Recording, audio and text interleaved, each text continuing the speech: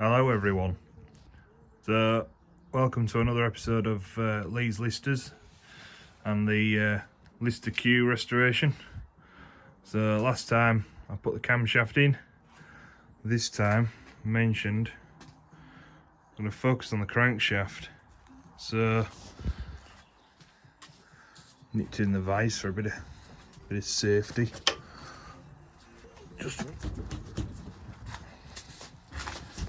So this is the crankshaft for the Q type. Now I think it's new old stock in the fact it's got all this greasy string on, which usually comes with new parts. It looks like it's been put on far too well to be done on a farm. Just never know. Basically I've got to clean this rusty hard shaft up to make it fit, but what I'll do first, usually on the ends of these are some numbers stamped. Now you can just make out a number on that end. You work out something on that end. So what I'll do, I'll just give them a bit of a tickle up with a wire wheel and see how they come up.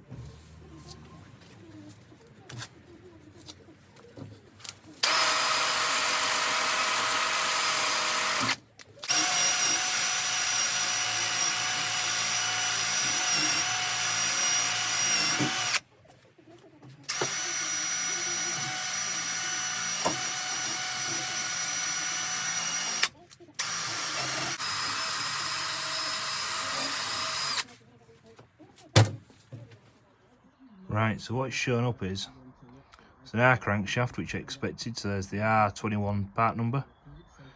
Number 2 signifies it's number 2 end. So this is the pulley end. And I've always wondered what these strange little marks are here. Must be some checking marks. You go to the other end, quite interestingly, there's a number stamped on it. 27313, which 27313 is the original part engine number. So makes me wonder if the crankshaft has been changed and Lister stamped it with the same engine number, or if it is the original crankshaft. Plot thickens. Right, the bit I'm really looking forward to, but also not looking forward to, because I don't know what hidden surprise I'm going to find under all this old waxy string, but gotta go for it.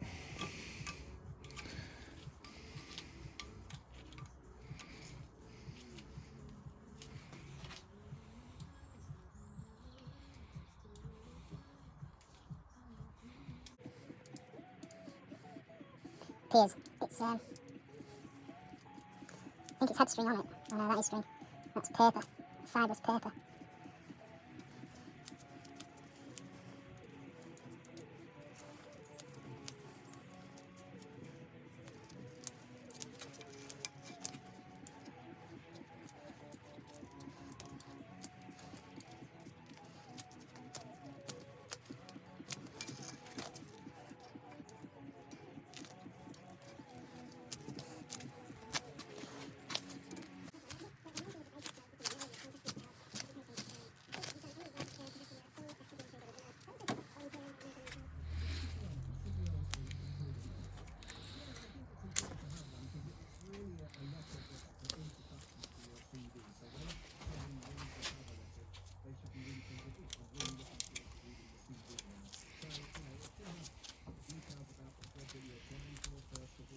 Well, that's nice. Thought that would be a lot worse than what it is.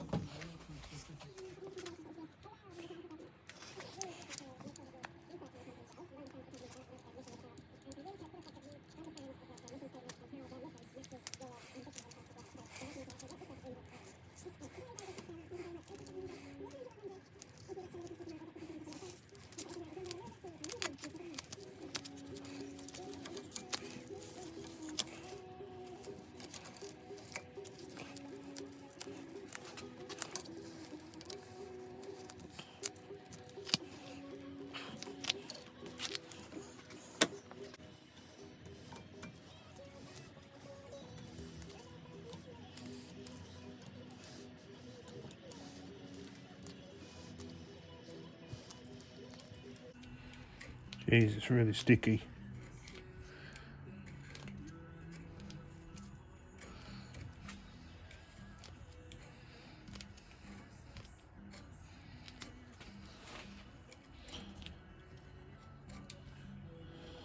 Whatever it is, it's been put on properly, that is for sure. Someone's really taken their time and care to wrap it.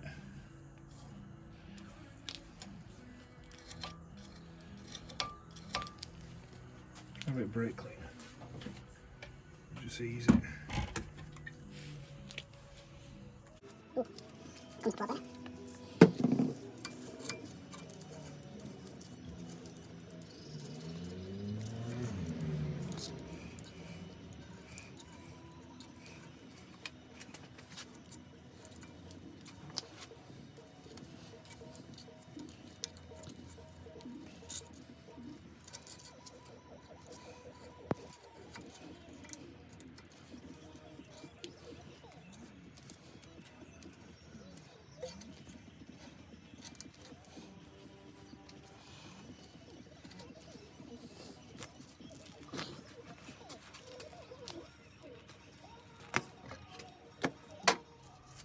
So there it is.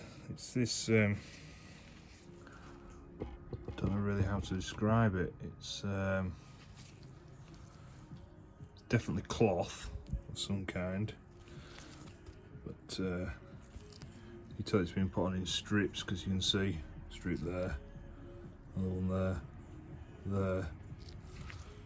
Been done proper. Whoever's done it, that was the end of the crank, big end, toe number 2, that was the middle, there's a bit around the gear, and that was the end for the fuel pump.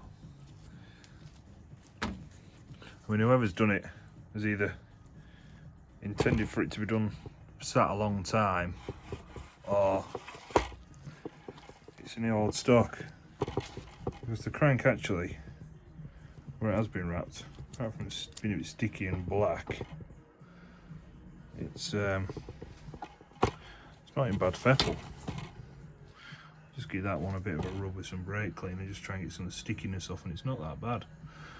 It is quite smooth still. Whatever's been put on it has protected it really well. I mean, the gear, it's a prime example. It's still nice and sharp. I don't know. Something strange has gone on. But yeah, now that's off. Time to start cleaning, so I'll do it with a time lapse because it could be a bit of a lengthy job.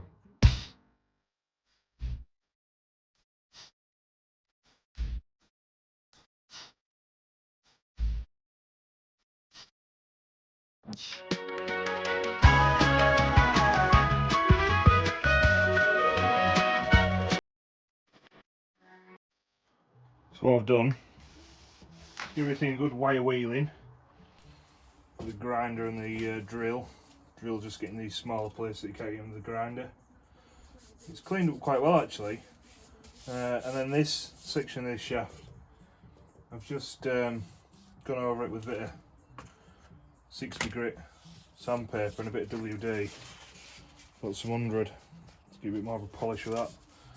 See how that comes up.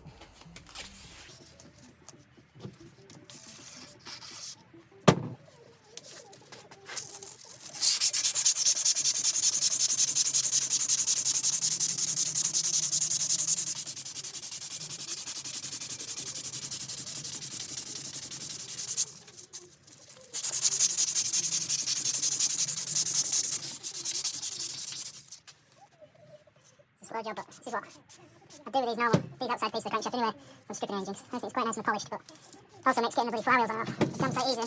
Give it up, rusty crankshaft.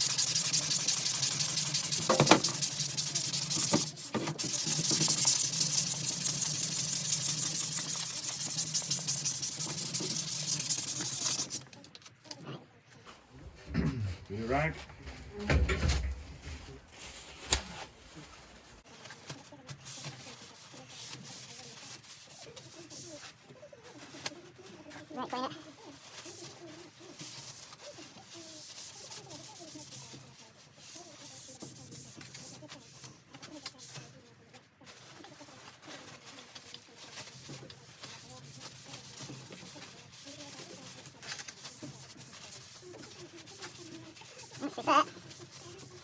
good enough for dummies, that for me.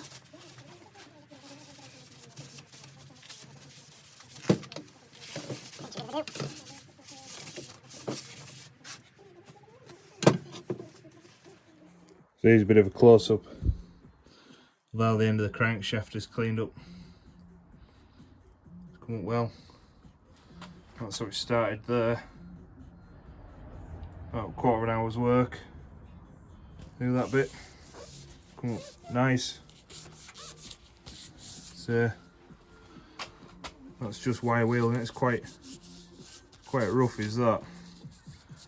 Quite a few small pitting marks where that's lovely. I'll just clip you back in, and yeah, nice. I'm dealing with all that. So just another 1, 2, 3, 4 parts of the crankshaft to do. Alright, I'll crack on.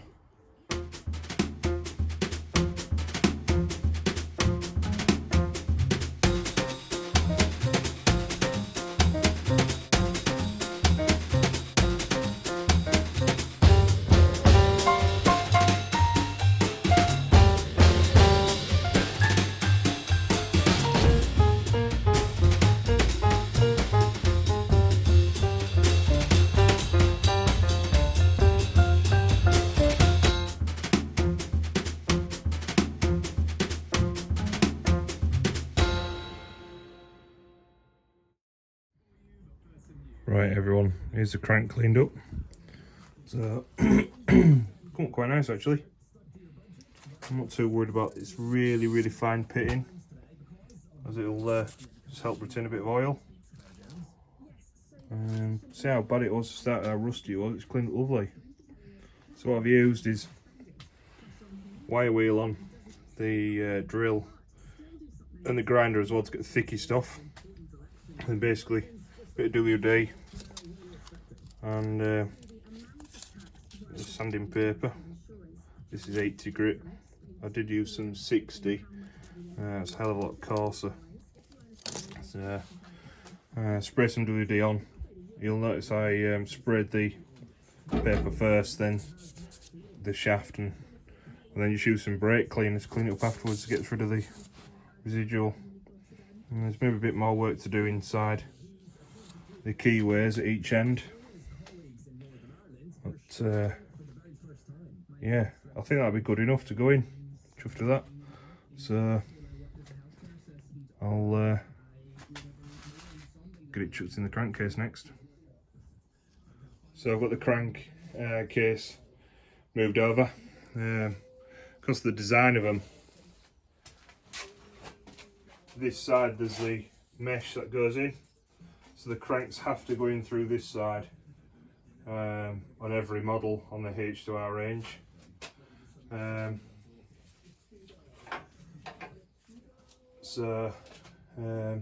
What I've done, I've oiled the bearings first, because when I've done these before in the past, I've always found that if you oil the crank, it's always a pain in the ass. Wherever you want to hold it, it's always covered in oil. So I tend to put plenty of oil on the bearings and then drop the crank in dry, and then when it's in, lube the crank up and turn it round while it's just the crank before I put the top bearings on, and then oil the bearings for the top, drop them on, put plenty of oil in the top in the oiling hole that the pipes run into, and then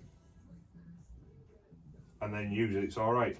Just got to check in this little well at the side. There's a drain hole in there that's always spotlessly clean, that drain hole, because people complain that oil flies out the end of here. So that's relying on that little tin plate on the crank, which you saw me cleaning when it was in the vise.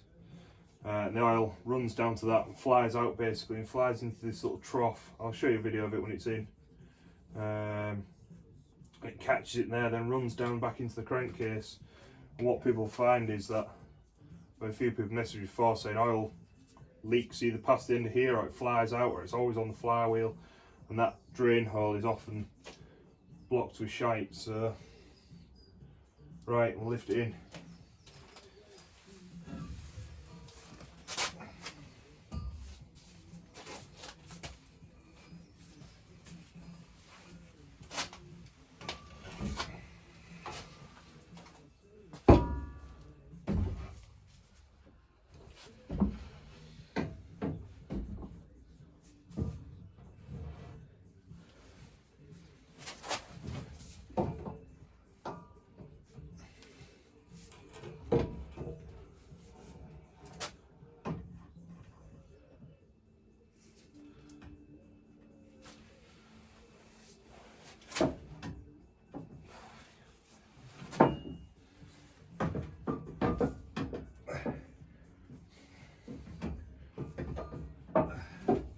Might just have to take this bearing cap out this side.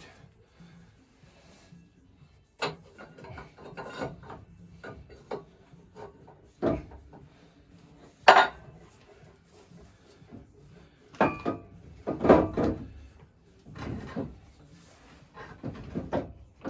we go.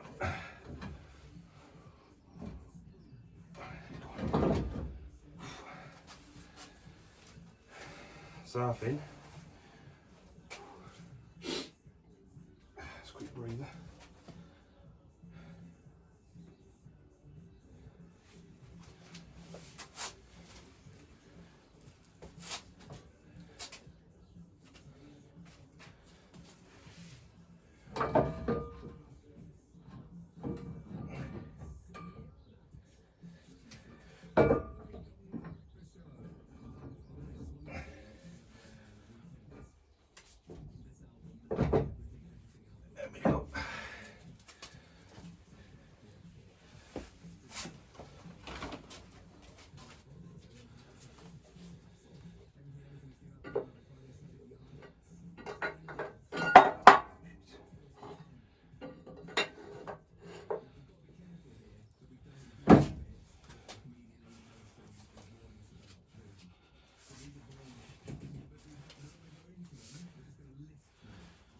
Good. Right, we're in. So, just tried turning it because the crank's gone in dry. It's sticking to the bottom bearings because the bottom bearings just dropped in on the bottom end, and what basically holds them in is the top bearing being bolted in. So, tend to is run plenty of oil along this crease at this side, both sides.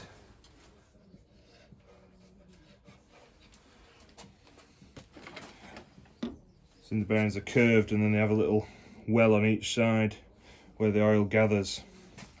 So you usually get that. Might just have to lift it, get a bit more oil under it. There's a tendency to stick a little bit on the fresh in.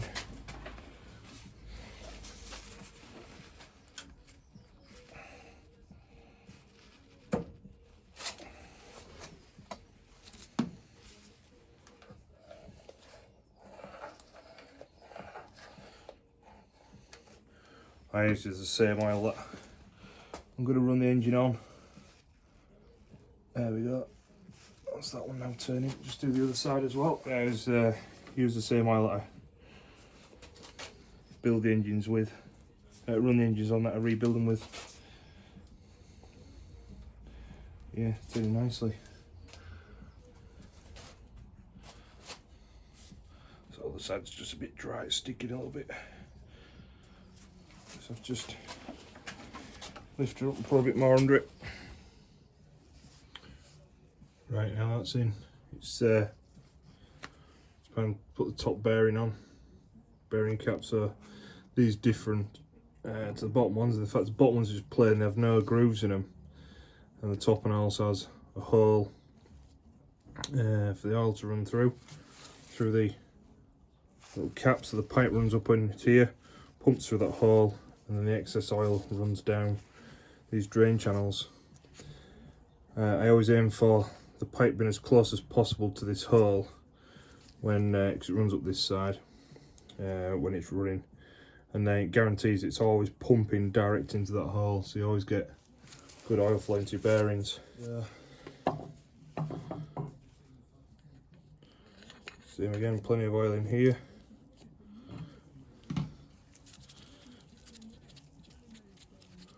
Not so worried about getting it into all the lubrication slots, but I always make sure that up that side, that hole crack, there's plenty in. The actual bearing face is all lubed up.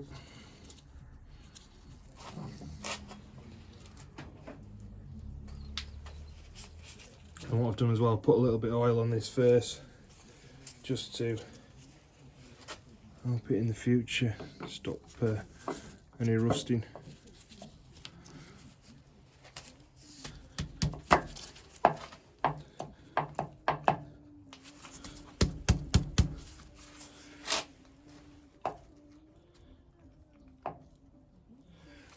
rocking a little bit in the fact that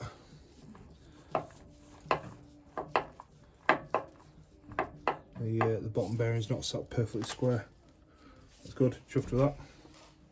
So this cap is different to the other one. So this one has a little like cover on the outside, so it completely fills in this side of the crankcase, where that side will always remain open as a breather. Same again.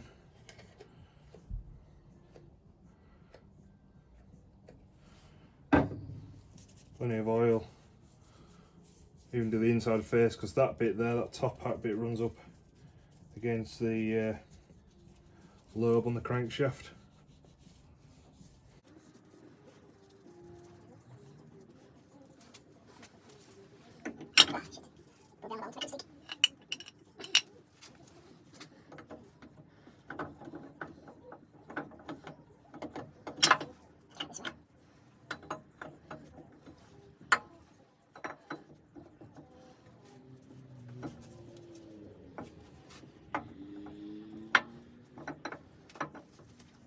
Bearing's sat right in the cover, it's not.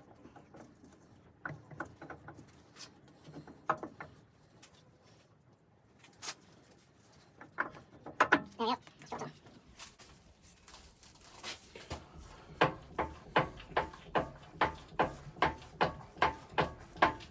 Looks good, moves freely, goes all the way around.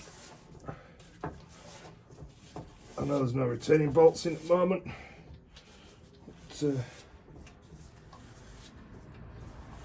a good start. Right.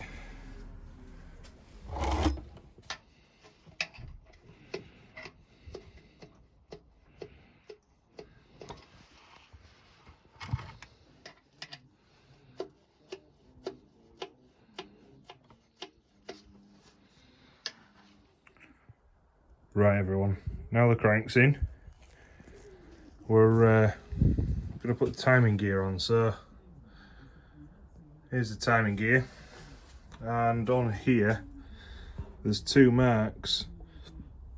There's an I or a 1 and a 0. So if we look on here,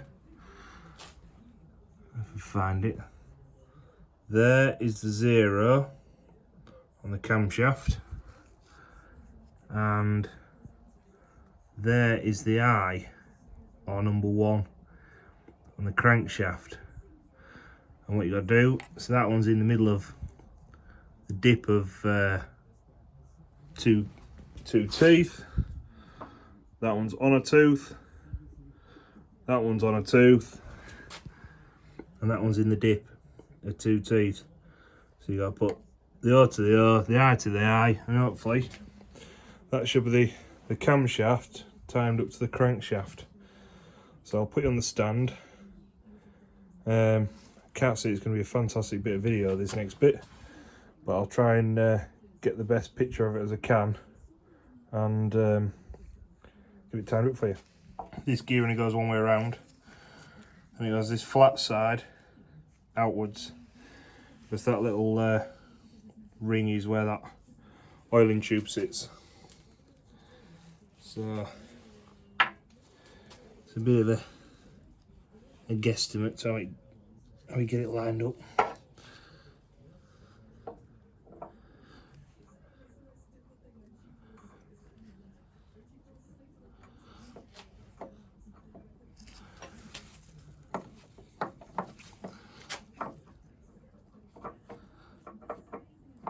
Right, the tooth out.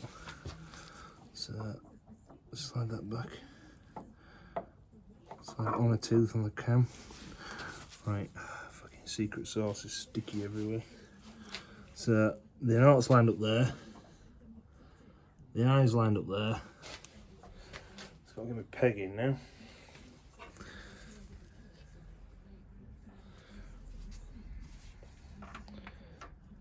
And it goes one way as well. The little hole, lubrication hole, and it goes to the top.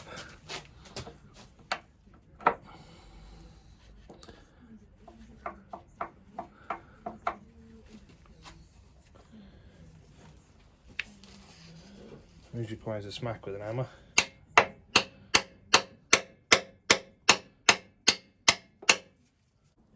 Right, just stopped the filming and just knocked in, so I was just a bit concerned about all the hammering on the camera. So you can see there's the O on one, there it is on the other. Let's get the right position. The eye is tucked right in there. See the two lined up, so this gear now, it's linking everything together. So if I just turn the crank, everything moves together. So I get the bearing put back on and this cam cover.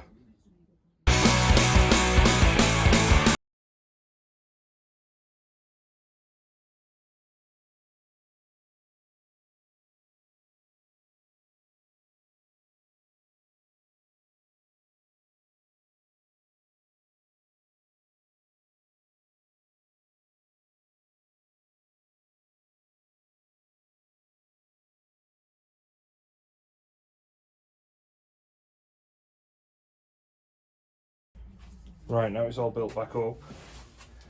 Gives you everything a fair oiling inside, and just get ratchet on the end. This strap, and just give everything a really good turning over, because it's alright when everything goes in individually, you can turn it all by hand. As soon as you put one thing onto the other, everything always then seems to get very difficult to turn. So I always found this is best method.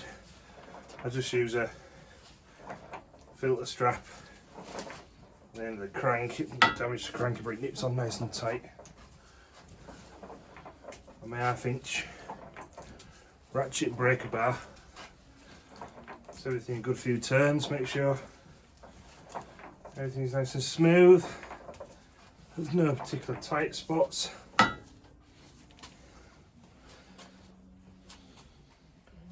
Everything's fairly smooth and everything turns over pretty nice.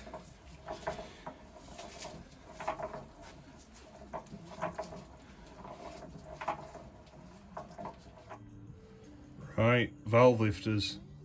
So I've had them sat in a tin of duck oil for a few days because they're a bit seized. Now these are prone falling to snapping off across here, so got to be real careful with these that they don't break. And that tends to happen is when people go to adjust these tops, they just go to undo it and they're always seized, and that wheel turns and snakes them off. So plan is to try and, there's no try, they will have to come undone.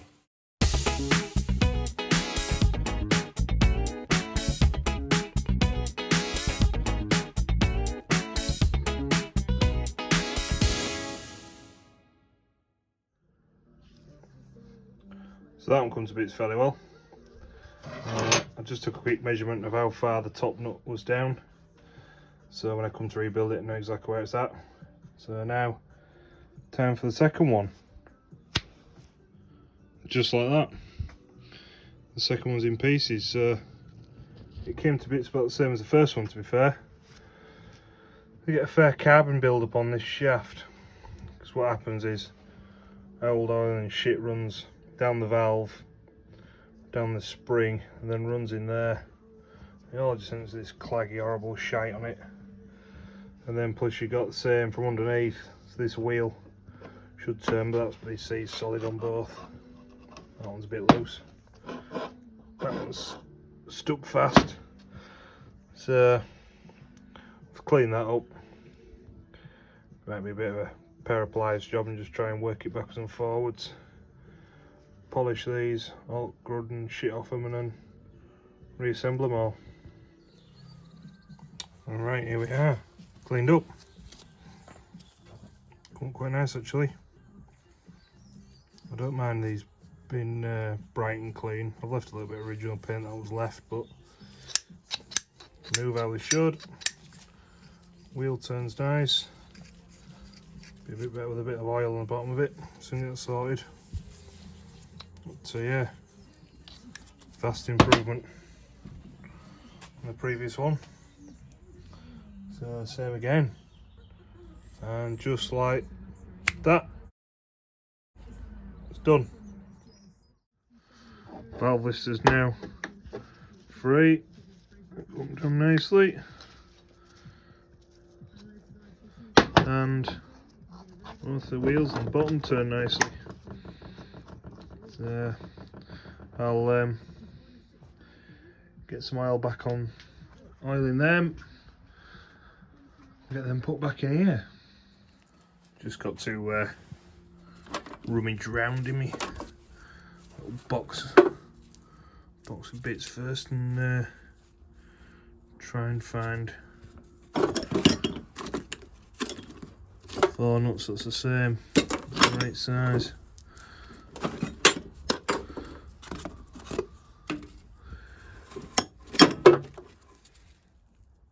Nearly there. Looks like we've already 2, so this out, tidy him up. Quarter, I think, yeah. And into the parts department. It's in a new one. Nope. 2 of them. Thanks, Historic Threads. Where I get them from? Used my 5/8 ones earlier. Got 1 of each size. Just I've got a few stock, so I need to get a few more. Right, get a tap run through the other 2.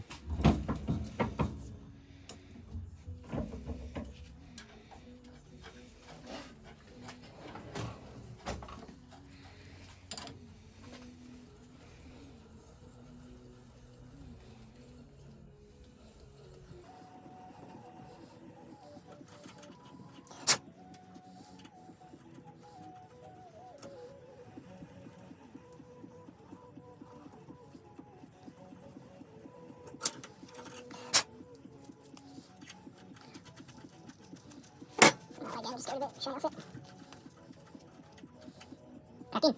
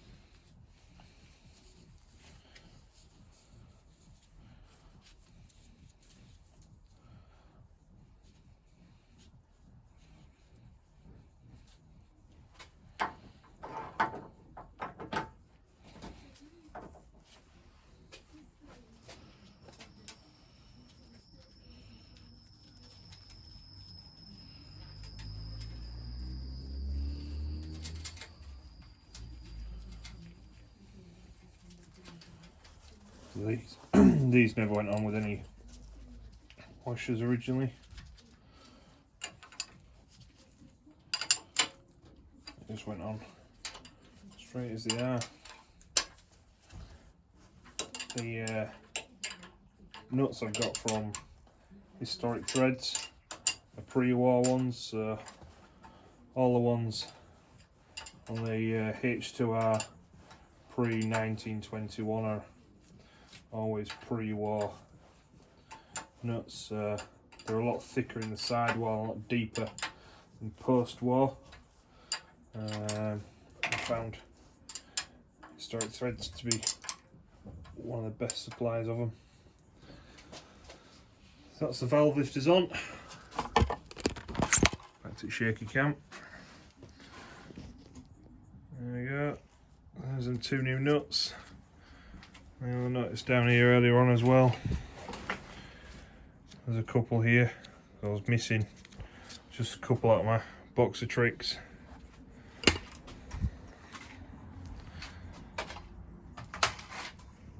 It's coming along nicely. So to actually finish the crankcase, I've just the inspection door to do. I did the oil pipes earlier, so I said earlier on that I always point that pipe as close as I can to the oil hole. Just gives it the best chance of getting the most oil as possible. And it's too dark to see, but that one's exactly the same. The hole for that one's right in the very corner. That one's pointing right to it. I'll give the mesh a clean next and put that on. Right, everyone, that's it for this episode. So, been a good one. What I've done: crankshaft in, bearings in. Come to focus. The valve lifters. Drop them in. Engine oil cover. I've also raided my spare parts department and found a bung, luckily. Put the mesh on, but I'm going to have to order a couple of flathead screws. There's the valve lifters. Cranking. Bearings. Timed up on the camshaft. I thought I'd just clean the inspection door and just drop that on. Get an idea of what it's going to look like. It's all cleaned up lovely. Hell of a lot of original paint. As you've seen from the other videos, quite a few listers now, and this is probably one of the best ones I've seen for original paint. There isn't many like this. So next video, I'm going to start on the fuel and oil pump. I'm going to rebuild that in this next episode. So this is quite an early one, being straight sided with no gland nuts and no spacing around the ends. So this is one of the first style of pumps. I would say at some point it has had a rebuild, because the plunger to the right is not original. It's a lot bigger than the other. I'm going to start that, chucking it in there, get a bit of sauce around it, try and get some movement in the old plungers. Probably chuck the pipes in to try and soften what muck's in them. But yeah, I'll start that another day. Yeah, went along nicely. So thanks for watching, and we'll see you next video. Cheers. See you later. Tarra.